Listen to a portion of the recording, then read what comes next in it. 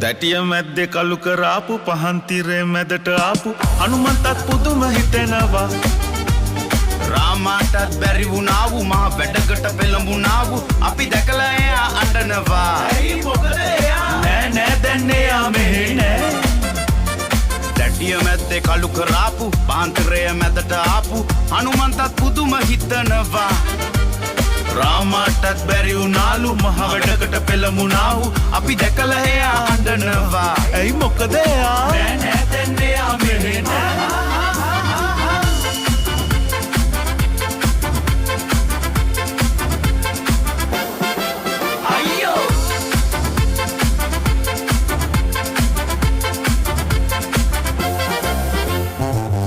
එළිය අඩු වුණාට සඳට එළිය අඩු වුණාට අපිට මොකද කනා මැදිරියෝ